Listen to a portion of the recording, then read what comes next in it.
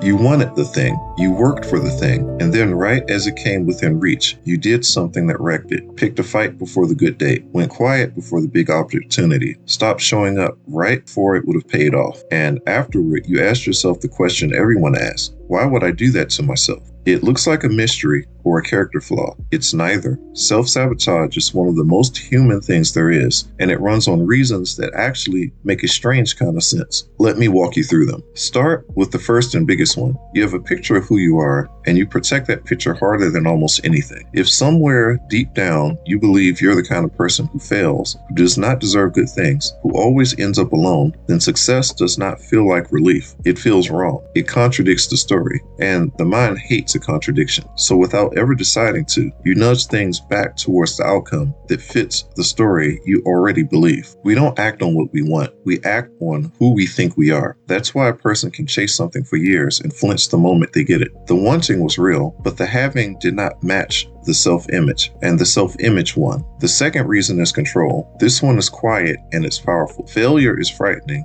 but a failure you caused yourself in a strange way, less frightening than one that just happens to you. If you tank it on purpose, then you were never really rejected, never really not good enough. You just didn't try. You held something back. That way the failure does not touch the core of you. It becomes a choice instead of a verdict. Sabotaging it means you can't be rejected for your best. Psychologists have a name for a version of this. They call it self-handicapping. Setting up a reason to fail before you even begin. Staying up too late before the interview. Not really preparing for the test. Keeping one foot out the door of the relationship so that if it goes badly, you have your explanation ready and it's never about you. The handicap protects the ego, but it also guarantees the loss. The third reason is comfort, and it's more literal than it sounds. Your nervous system prefers the familiar, even when the familiar is bad. A person who grew up in chaos can find calm strangely unsettling. It does not feel safe. It feels like something is about to go wrong. A person used to struggle can feel exposed the moment life gets easy, so they reach without knowing it for the discomfort they know. We do not always sabotage what's bad for us. Sometimes we sabotage what's good because good is unfamiliar, and unfamiliar reads as danger. Sometimes we wreck the good thing because good feels unfamiliar. The fourth reason is that it protects you from hope. Hope is dangerous. If you let yourself fully want something and reach for it with everything and it doesn't work, that hurts in a way that holding back never does. So you hedge. You keep one hand on the exit. You do not let yourself fully commit because full commitment means full exposure. Self-sabotage here is really disappointment management. You lose the thing